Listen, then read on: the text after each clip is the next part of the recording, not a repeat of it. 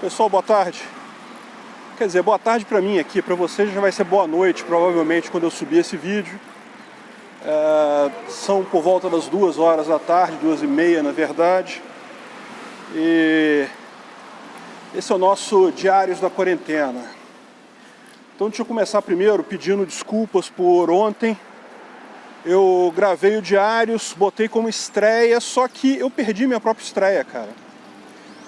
Eu acabei entretido fazendo outras coisas, preparando o outro vídeo que eu ia lançar ontem, que acabou que atrasou também, porque, na verdade, o grande atraso meu foi por conta de um relatório que eu tenho que fechar, tenho que entregar hoje, ainda tenho que correr com ele, não terminei ainda não, mas hoje eu termino, tá no finzinho. Então eu fiquei ontem na correria com isso, e então acabou que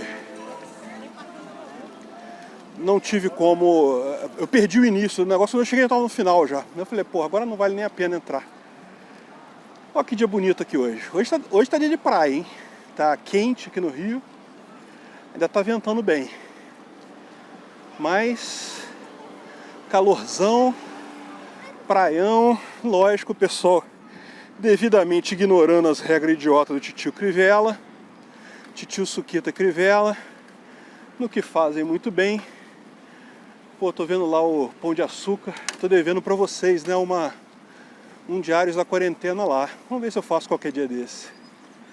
Já tá funcionando mais ou menos normalmente lá.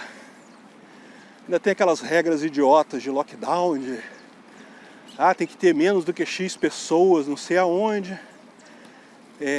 Tem que usar máscara, putz, tá pensando bem, eu não vou não, hein. Vai ter que usar máscara. Que lá na roda gigante que eu fiz lá, pelo menos, eu tinha que usar máscara, mas até entrar no negócio. Depois que você entra ali, não tem como o pessoal te vigiar, né? Então, mas eu imagino que lá no Pão de Açúcar não vai ter muita alternativa. Mas vamos ver. Bom, pessoal, tá confirmado o nosso próximo convidado do Ancapsu Entrevista. Vai ser o Marco Batalha, e a entrevista ao vivo com ele ficou num horário meio ruim por causa de outros compromissos. Vai ser no sábado que vem, dia 17, às 11 horas da manhã. Esse vai ser o horário da entrevista. Eu sei que de manhã é chato porque costuma não dar muita gente na live, ainda mais no sábado, o pessoal está fazendo outras coisas, mas a verdade é que a gente está cheio de projetos aí, então não teve como ser outro horário. Mas o mais importante é que depois a gente vai fazer a edição bacana da entrevista, vai fazer uma versão legal e vamos colocar no Visão Libertária uma versão mais completa da entrevista, em que a gente vai poder, vocês vão poder conhecer bem o Marco, vão ver lá as propostas dele, é muito legal. Acho que vai ser muito bacana essa entrevista. Não tenha dúvida que Marco é um cara que tem muito a acrescentar aí ao movimento libertário. Então, não percam. Se vocês puderem assistir a live, seria ótimo. Dia 17, às 11 horas da manhã. Se não puder, não esquenta não. A gente vai soltar o vídeo da gravação da entrevista. O vídeo mais arrumadinho mais adiante. Deixa eu fazer aquela tradicional já, a minha paradinha aqui para ver como está a praia hoje, como está o grau do pessoal aqui hoje. E olha, né, que negócio, terça-feira depois do feriadão não ia ter tanta gente assim, porque tem gente que ainda trabalha, né? Mas tá bem cheinho aqui, pô, o pessoal aproveitando aí as besteiras, aproveitando a prainha, ignorando as besteiras do titio Suquita Crivella, do Auschwitz, que já tá morto, ninguém nem fala mais nele. Excelente. Temos que partir agora pro Dória. Botar o Dória no esquema. Bom, deixa eu pegar aqui a lista de assuntos de hoje. E o primeiro desses assuntos é André do Rap. André do Rap, para quem não sabe dessa história, é um rapaz que trabalhava para uma grande facção criminosa qualquer aí, tá gravando aqui, tá? trabalhava para o tráfico de drogas em algum canto, foi preso há algum tempo já, estava em prisão preventiva, e outro dia ele foi solto pelo ministro Marco Aurélio, num habeas corpus que dizia que o cara estava preso há muito tempo sem nenhuma justificativa para a prisão preventiva dele, e coisa e tal, e soltou o cara. E lógico, essa decisão era absurda, tanto que logo em seguida o Fux determinou a revogação da decisão do Marco Aurélio. Só que nesse meio tempo, rapaz, o cara se escafedeu, né? Sumiu no mundo. Ninguém sabe, ninguém viu. Tem gente dizendo que ele está no Paraguai já, que ele pegou um voo para o Paraguai, já fugiu para lá. Tem gente dizendo que ele não está no Paraguai, que ele está em algum outro lugar. O fato é que agora que ele, em tese, está com um mandado de prisão de novo, ninguém pega o cara. Ou vai demorar um pouco a pegarem o cara. E agora parece que o pessoal do STF vai pautar isso no pleno, né? Ou seja, para todos votarem. E isso é uma coisa importante, porque isso pode definir a forma como esse tipo de habeas corpus é julgado. Habeas corpus, já falei para vocês o que é, já expliquei rapidinho. É um chamado remédio constitucional garantista que surgiu lá na época do rei João, lá na Inglaterra, em que o rei João, como ele queria roubar dinheiro dos grandes proprietários de terra, mas aí na época o Congresso já tinha... agora foi o rei João? Não, agora não foi o rei João, eu esqueci o nome do rei. Caraca, qual foi o nome do rei mesmo? Não foi o rei João. O rei João foi da Magna Carta. O foda desse tipo de coisa é esse, né? Se eu estivesse fazendo um vídeo certinho lá em casa, eu pesquisaria e falaria o nome. Aqui eu não tenho acesso para pesquisar o nome. Então depois eu vou colocar o nome do rei direitinho aí. Mas a história é essa. Ele queria pegar mais dinheiro via impostos, aumentaram impostos de grandes proprietários de terra. E o Congresso lá, o Parlamento, falou que não podia. E na época o Parlamento já tinha o poder de barrar impostos dos mais ricos. E de toda a sociedade, na verdade, porque naquela época o que acontecia o governo taxava os mais ricos e os caras taxavam os peasants, os camponeses da terra dele, né? Então, o que o rei começou a fazer? Ele começou a prender os grandes barões e grandes proprietários de terra com alegações aleatórias. Ah, não, você está conspirando contra a coroa. 10 anos de cadeia. Aí se o cara pagasse uma grana, era liberado, entendeu? Ou seja, foi uma forma de arrecadar mais na base da intimidação. É aquele negócio, Estado é isso aí mesmo, cara. Estado é uma quadrilha para te roubar, não tem esse papo não. Então ele... Pô, eu tenho feito sempre esse caminho daqui, né? Eu podia variar um pouquinho o caminho. Eu vou variar, vou passar por ali agora. Não faz muita diferença não, mas muda um pouquinho. Então, na época, isso criou, lógico, uma revolta grande, porque os grandes proprietários de terra começaram a ser presos por coisas aleatórias, e prisão naquela época não era bobeira, não era molinho. O nego perdia dedo, perdia braço, perdia perna. E aí teve uma revolta muito grande, e no final passaram esse troço chamado habeas corpus, que é o direito de todo preso de perguntar para o carcereiro por que ele está preso. Se o carcereiro não souber responder por que ele está preso, ou a prisão não tiver amparo em alguma lei, ele tem que ser solto imediatamente. Então, isso é o habeas corpus. E a ideia hoje em dia continua sendo basicamente a mesma. Se você estiver preso sem motivo, ou preso sem uma explicação muito clara do governo sobre o porquê você está preso, presume-se que é força estatal desnecessária e você precisa ser solto. Acho muito bacana a vista daqui, né, do Pão de Açúcar, barquinho velejando na Bahia, olha que beleza. Então vamos lá, vamos voltar. Eu tenho que me forçar a fazer exercício. Vamos ver se eu vou um pouquinho mais longe hoje, pro lado de lá. Bom, então A ideia do habeas corpus é esse. Agora, realmente, esse habeas corpus em particular estava muito estranho, porque eu vi em algum jornal por aí, eu não sei se é verdade, então eu faço essa ressalva muito grande, porque esse tipo de truque já foi muito comum na justiça no passado, e ultimamente a justiça bananense tem tomado medidas para evitar esse tipo de coisa. Qual que é o truquezinho? Vocês sabem que na justiça estatal você tem aquele princípio do juiz natural, que você não pode escolher o seu juiz.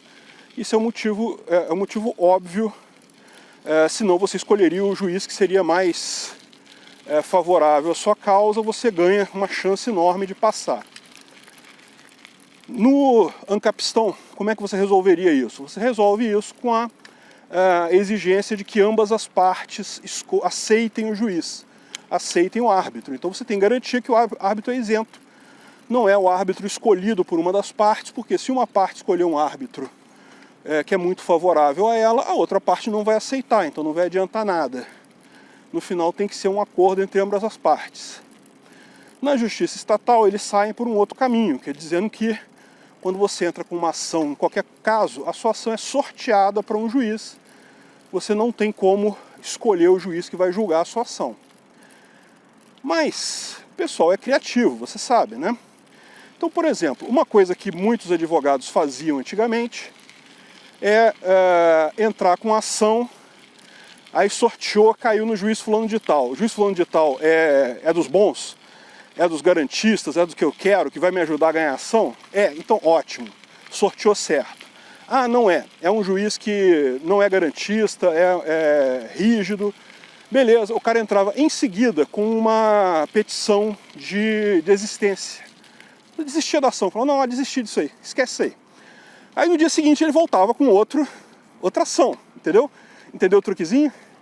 Aí ele ficava entrando com a ação até cair num juiz, que é o juiz que ele quer. Então, embora o sorteio fosse aleatório, o pessoal usava esse truque para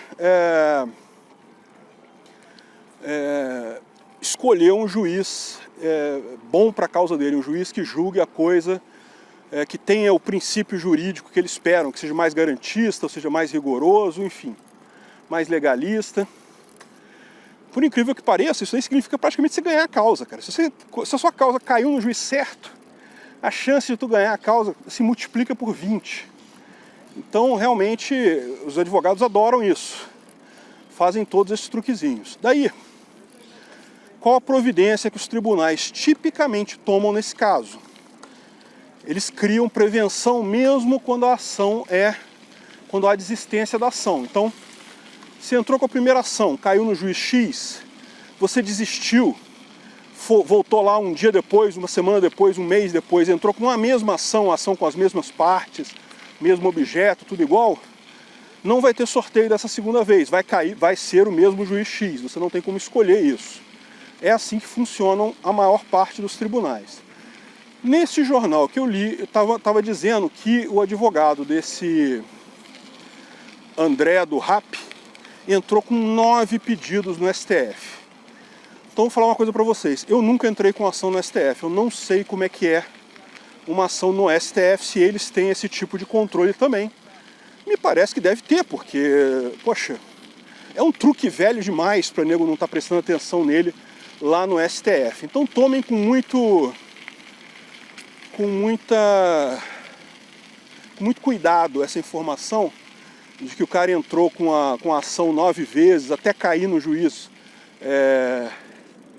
Marco Aurélio Maia, e aí o Marco Aurélio Maia é reconhecidamente garantista, vocês podem ver as decisões dele, são todas nesse sentido.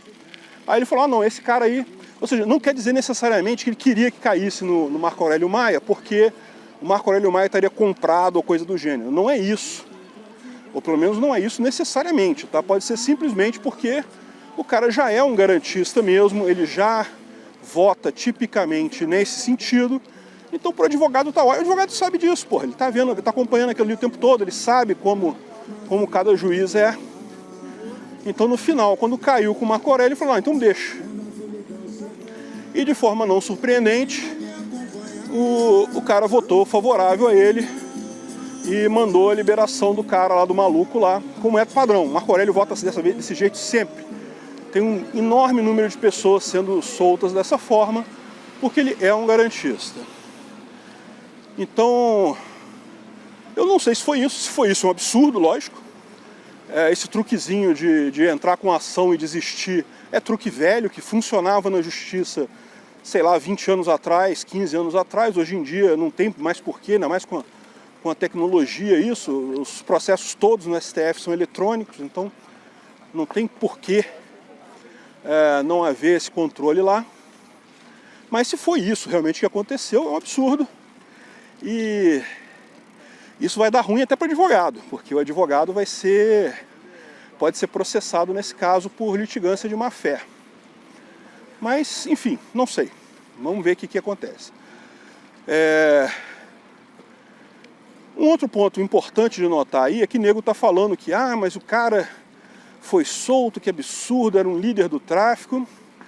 E, bom, gente, do meu ponto de vista, eu não vejo dessa forma não, tá? Eu acho que, como eu já deixei claro aqui, atrapalhei o jogo dos moleques ali.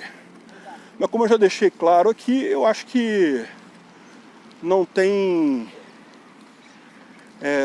por que haverem substâncias ilegais no mundo. Cada um é dono do seu corpo, você usa o que você quiser. Desde que você não agrida a propriedade de outra pessoa, não tem por que haverem drogas ilegais. Então, o cara estava condenado por tráfico de drogas. Eu não sei se ele tem algum outro crime além desse, alguma outra condenação. Na verdade, ele não estava condenado por nada, ele estava sendo acusado de tráfico de drogas, porque lembra, a prisão dele era preventiva, ele ainda não havia sido julgado. Então, é lógico, se ele tem outras condenações do tipo agressão, assassinato, etc., ok, aí é outra história, aí fere o PNA, aí realmente é um crime, aí ele realmente tem que pagar por isso. Agora, se o único crime dele é o tráfico de drogas, meu amigo, a decisão do Marco Aurélio está certíssima, tem mais que liberar o cara mesmo. Pô. Qual é? Prender por crime abstrato? Isso não existe. Mas ele estava numa organização enorme que pratica violência. Então, beleza, se o critério é esse, então prende o Estado inteiro, pô. Prende todo mundo, porque todo Estado pratica violência. Todo mundo que está lá é automaticamente culpado. Eu entendo que não, eu entendo que o fato é, ele mandou alguém matar? Ele explicitamente mandou matar alguém? Se foi isso, de novo, está errado, fere o PNA, é autor imediato do crime, então não tenho o que dizer. Agora, se o único crime dele é tráfico de drogas, não existe isso, não tem esse crime não. O Marco Aurélio fez certo, tinha que liberar o cara mesmo. E o pessoal que fica comemorando rigidez de Estado, prendeu todo mundo, não sei o que lá. Meu amigo, só se comemora isso quando você não vira alvo do Estado. Quando você virar alvo do Estado, quando o Estado começar a correr atrás de você, você vai entender por que a gente está dizendo isso.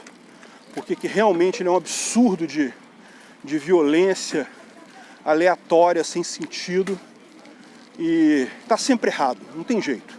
Decisão de justiça estatal está sempre errada, não importa a causa. De vez em quando eles acabam punindo de forma aleatória por um motivo, então, por exemplo, quando caçaram o Witzel tem problema de ter roubado dinheiro, não, problema nenhum isso, pô, isso é o de menos. Agora, ele tem culpa por ter colocado o pessoal no lockdown, isso feriu o PNA. Isso feriu o PNA e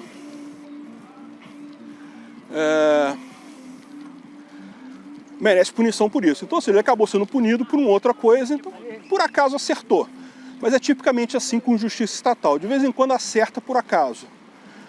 Tipicamente erra. Então, esse é o caso do André do Rap. Estamos falando que submeteram o habeas corpus 9 vezes, esperando o sorteio certo. Se foi isso, está errado.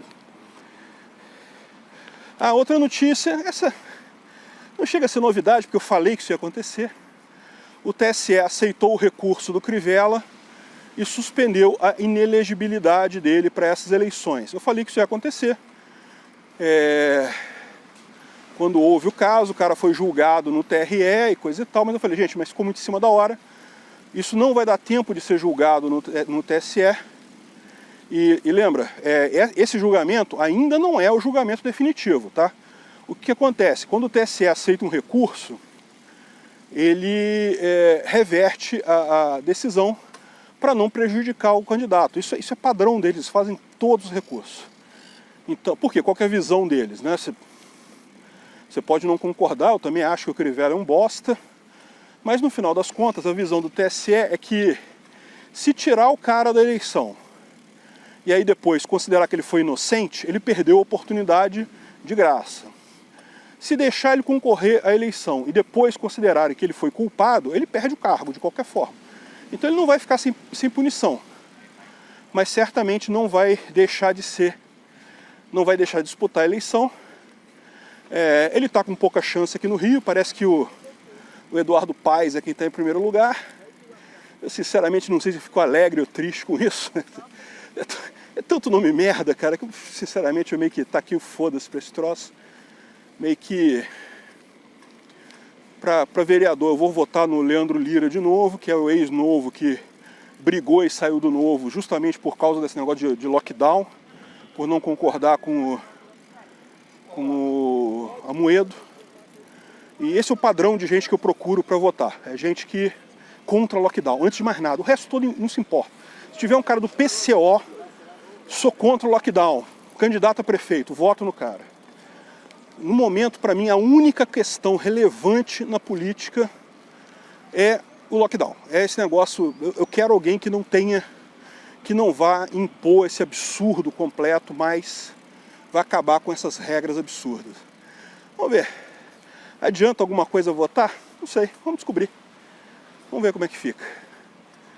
Mas eu acho que já estão montando outra coisa lá, ou ainda estão desmontando a parte do Telecine Open Air. Não sei dizer.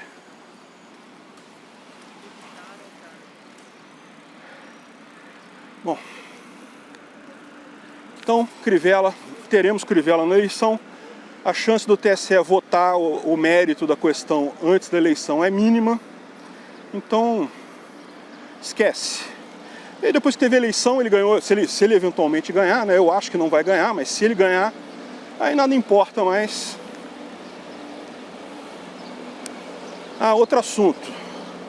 Outra vacina, a vacina da Johnson & Johnson, teve os estudos interrompidos porque uma pessoa passou mal, uma das pessoas que fazia parte do teste teve uma doença misteriosa, e daí, pelo padrão lá, pelo protocolo desse tipo de teste, eles suspendem a testagem para ver se foi assim. Pode ser que não tenha nada a ver com nada, que ele realmente pegou uma outra doença, sabe-se Deus aonde, mas lógico, eles têm que parar para ver se realmente é o caso, se não tem algum problema mais sério aí, se não tem algum efeito adverso da vacina. Isso é normal, na verdade. Esse tipo de coisa até me tranquiliza com relação a essas vacinas, porque mostra que eles estão, de fato, testando alguma coisa, estão checando se esse troço é seguro. Eu tenho sérias dúvidas se o tempo de teste é suficiente, porque tem muito pouco tempo de teste, ou seja, esse troço pode dar efeitos, sei lá, em 4 meses. Tem menos de 4 meses de teste, não chegaram no efeito. Então, ou seja, não muda a minha posição de que eu prefiro pegar essa doença do que tomar a vacina, mas tudo indica que essa vacina está sendo testada realmente. Isso é uma coisa tranquilizadora. E, ao mesmo tempo, começa a levantar aquela suspeita de, você reparou que a vacina do Dória, a vacina chinesa, em momento algum eles fizeram esse tipo de paradinha estratégica? Meu amigo. Quem precisa de paradinha estratégica, a gente esconde os problemas, né? Não precisa, pô. Vacina chinesa é assim mesmo, pô. Esse negócio de fatos, verdade, método científico, isso é tudo secundário, pô. Foda-se. É igual a vacina do Putin lá também. Que testagem? Porra nenhuma, pô. Bota na população aí, foda-se. E esse tipo de coisa é mais preocupante, entendeu? Da minha visão das coisas, é mais preocupante do que uma vacina que é testada e E nego segue o protocolo e checa e coisa e tal. Enfim, vamos ver o que anda isso aí. Não me faz mudar de ideia, como eu falei para vocês, mesmo que estejam seguindo todos os protocolos. Essa doença tem muito pouco resultado para justificar eu ter medo dela. Então é melhor pegar a doença mesmo e adquirir imunidade dessa forma do que me arriscar nesses remédios feitos às pressas aí. Sempre com aquela ressalva que isso não é uma posição que eu tenha para qualquer vacina. Eu sou fã incondicional da vacina da gripe, tomo todo ano, porque realmente me ajudou muito. Eu era um cara que pegava muita gripe. Quando eu nasci, anos 1960, havia uma moda médica. A ciência do Átila, na época, dizia que criança que tem asma devia arrancar as amígdalas, porque as amígdalas davam garganta inflamada e prejudicavam na asma. Meus pais, na época, com certeza fizeram o melhor que a ciência dizia na época, foram lá e tiraram minhas amígdalas. Aí só anos depois que o pessoal ligou que quem não tem amígdala pega gripe pra caralho, porque a função das amígdalas é justamente tipo fazer um contato inicial do vírus com o sistema imunológico do organismo e assim evitar problemas. Na época eu achava que esse troço aqui só inflama e não serve pra porra nenhuma, essas bolas na garganta, porra. Enfim. E a vacina da gripe foi uma coisa muito boa pra mim.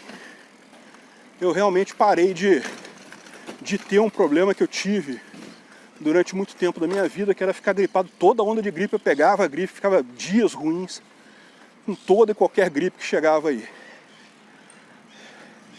Mamãe, papai, eu amo vocês, tá? Eu sei que vocês fizeram o melhor possível, eu não tô criticando não.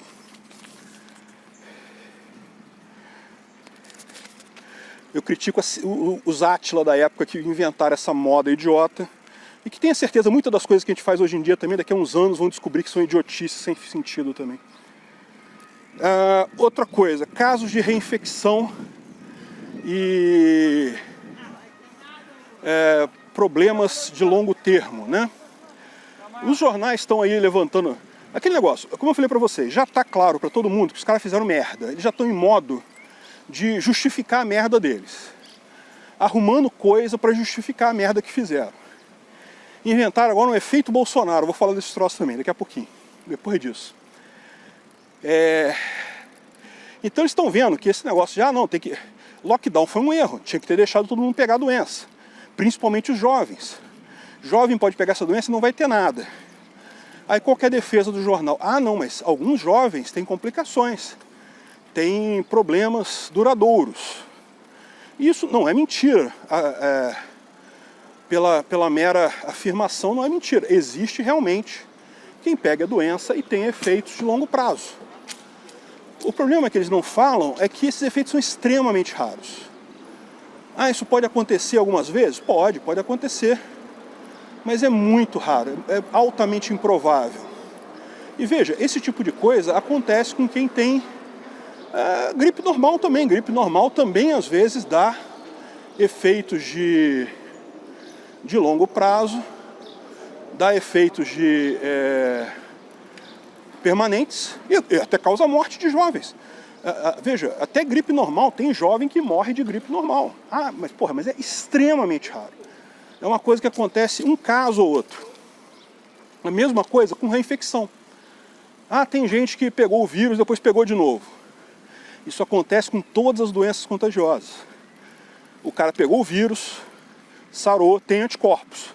Mas por algum motivo específico, algum acontecimento da vida, ele foi lá e teve de novo. Acontece. É extremamente raro. Conta-se nos dedos os casos que isso aconteceu no universo de 7 bilhões de pessoas no mundo que nós temos hoje. Então assim, no final das contas, esse papo de jovem que morre da doença, que morre do Covid, jovem que tem perda de olfato por muito tempo, parece que tem algumas pessoas que pegam a Covid e tem perda de olfato, e outras besteiras desse tipo. Pode acontecer? Pode.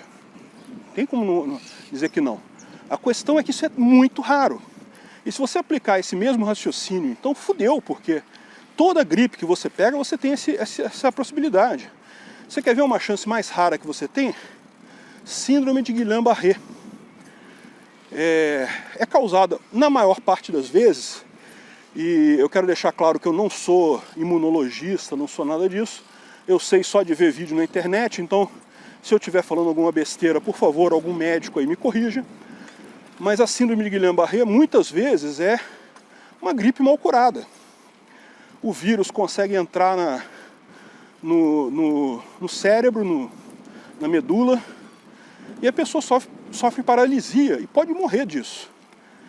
Como é que começa esse processo? Gripe. Uma gripe comum, como outra qualquer. Em tese, o nosso cérebro tem uma proteção para não deixar vírus de gripe chegar na massa cinzenta lá, mas de vez em quando, muito raramente, essa proteção falha. E aí o vírus entra e faz a festa. E é uma doença terrível. Que eu me lembro de famoso que teve Guillain-Barré, o tal do Rony Von, mas vocês não vão saber, Rony Von era um cantor velho pra caralho, na minha época já era meio subcelebridade, hoje em dia então ninguém nem deve saber quem é o cara. Mas ele teve essa doença, ele foi um dos poucos que recuperou, diz que é raríssimo recuperar. A pessoa fica paralítica mesmo, paraplégica, com uma gripe comum. E aí o que nós vamos fazer? Vamos fazer lockdown pra tudo quanto é gripe, porra? E o pior que eu falo é que você falar um troço desse, tá arriscado esses malucos resolverem fazer um troço desse mesmo. Socialista já viu, né? Os caras estão desesperados porque perderam relevância, vão querer inventar essas besteiras. Enfim, isso aí é, como eu falei, o contra-ataque dos caras. Dizer que, não, mas o isolamento previne outras doenças. Mas não pode deixar o jovem pegar porque o jovem pode ter consequências para a vida toda. Cara, a probabilidade é zero, estatisticamente é zero. Mas tem um caso. Tem um caso, 2 casos. Tem casos de gente que pega vírus e fica grávido, pô. Vai saber. Então, isso que é importante fazer essa distinção. É muito pequena a probabilidade de qualquer efeito sério para jovem, qualquer efeito que seja. E jovem, eu digo jovem até os 50 e tantos anos, até os 70 anos. Essa foto aqui. Então, deixa o pessoal contaminar mesmo, aglomeração pessoal, aglomera Brasil, é isso aí. Temos que fazer esse troço, já que os políticos idiota não conseguem voltar atrás na merda que fizeram, vai caber ao povo mesmo aglomerar e resolver o problema. Quanto antes, melhor. Aglomera mais que tá pouco.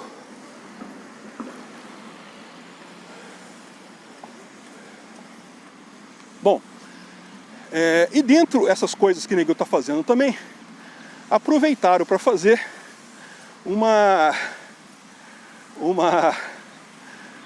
pesquisa da UFRJ sobre um suposto efeito Bolsonaro.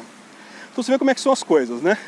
A pesquisa da Federal de Pernambuco é muito mais relevante, muito mais importante, porque ela nos dá um guia para sair desse troço. Tem que acabar com o lockdown, essa é a saída. A pesquisa da UFRJ é uma baboseira completa, que só quer dizer, só quer dar munição política para nego criticar o Bulbasauro. Qual você acha que vai ter repercussão na mídia? Lógico, né? Lógico que é contra o Bulbasauro. Isso é só esperado. Felizmente o pessoal da mídia não percebe que eles estão falando sozinho, estão falando para eles mesmos. Faz muito pouca diferença o que eles falam entre eles, porque ninguém mais leva a sério mesmo. Todo mundo já percebeu que é uma grande clube de socialistas do Leblon, ali, a bolha dos socialistas de Leblon, que ficam com essas ideias idiotas de que, não, que isolamento salva, então Bulbasauro fez errado. Enfim, mas qual foi a pesquisa? Vamos entender esse troço direito, porque é importante a gente saber até o que houve exatamente. E o que houve foi o seguinte: o pesquisador da UFRJ separou as zonas eleitorais no Brasil conforme Bolsonaro teve mais votos ou menos votos e fez a correlação com o número de pessoas naquela região que tiveram a doença e eventualmente morreram da doença. E descobriu uma correlação que dizia que nas regiões em que Bulbasauro teve mais votos, houve 11% a mais de infecção e 12% a mais de morte do que nas regiões em que ele não teve a maioria dos votos.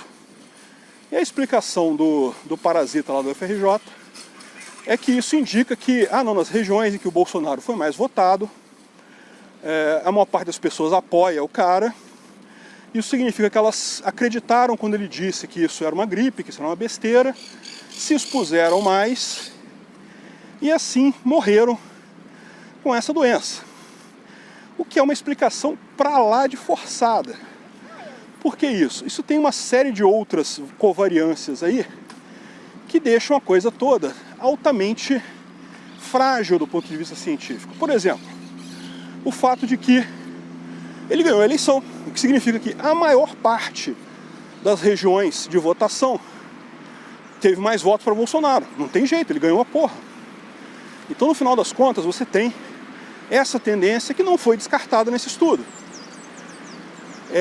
Outra coisa, ele teve poucos votos no Nordeste e teve muitos votos no Sudeste.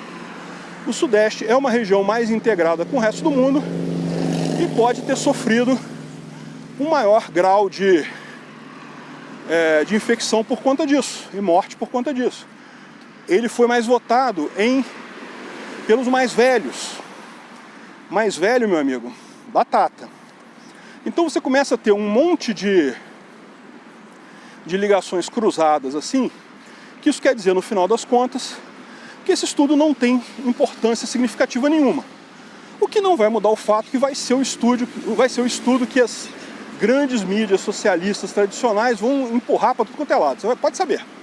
Vai passar no Jornal Nacional, Fantástico, o nego vai dizer, vai culpar Bulbasauro por 10% das mortes, alguma coisa assim. Tudo com base em pseudociência, porque isso não é ciência. Isso é picuinha política, porra. O cara, quando começa a fazer uma pesquisa desse tipo, olha a inferência. É verdade que Bulbasauro teve muitos votos de eleitores que efetivamente gostavam do cara. Mas ele ganhou a eleição com muita gente que não gosta dele e votou nele apenas para não botar a quadrilha do PT de volta no poder. Então, assim, teve muita gente que não acredita em Bolsonaro e votou nele. E essa pesquisa está dizendo que não, esse pessoal continua acreditando em Bulbasauro do mesmo jeito. Ou seja, agora compara isso com a pesquisa de Pernambuco, em que eles traçaram a ligação do grau de isolamento medido pelos celulares, aquela porcaria que o Dória inventou lá em São Paulo, que acabou sendo usada em todas as cidades do país, de medir isolamento com base em celular. Então isso daí você tira qualquer medição subjetiva de político. Então você tem o grau de isolamento em cada área e você tem também o número de mortos e pessoas infectadas em cada área, também dos registros do Ministério da Saúde. Esses daí já são menos confiáveis. Como eu falei, esses números de mortes estão muito estranhos, fiz até um vídeo sobre isso agora há pouco. Mas, de qualquer forma, é um indicador. O fato de ser um indicador pouco confiável não quer dizer que não dê para tirar alguma informação daí. E o estudo dele, a ligação é direta. É só o tempo. Lugares em que tinha muito isolamento, depois de 39 dias, tem mais morte do que lugares com menos isolamento. Você pode medir o isolamento pelo celular, então não quer dizer que mas em tal cidade fez lockdown, na outra cidade proibiu fechar a academia, não sei o que lá. Não importa. Eles mediram direto no isolamento pelo celular. Mediram as pessoas que ficam uma porcentagem do tempo X no mesmo lugar. São consideradas isoladas, estavam em casa o tempo todo, enquanto pessoas que não estavam no mesmo lugar, estavam andando com o celular, são consideradas não isoladas. Isso, é lógico, também não é um indicador perfeito, indicadores perfeitos não existem, Eu quando jogo Pokémon costumo jogar com 2 celulares, então eu ia contar 2 vezes desse índice aí. Apesar de que eu tenho jogado pouco, viu? Não sei, meio que enjoei do Pokémon. Uma hora acontece, uma hora a gente enjoa dos joguinhos. Então, é isso daí. Essas pesquisas é o que eu falo. É muito complicado você conseguir avaliar se a pesquisa tem realmente uma base científica sólida ou não. E daí a importância da ética libertária, porque ela te livra disso. Você sabe que não interessa se tem pesquisa ou não tem pesquisa, liberdade não se negocia. Pessoal, até a próxima, hein?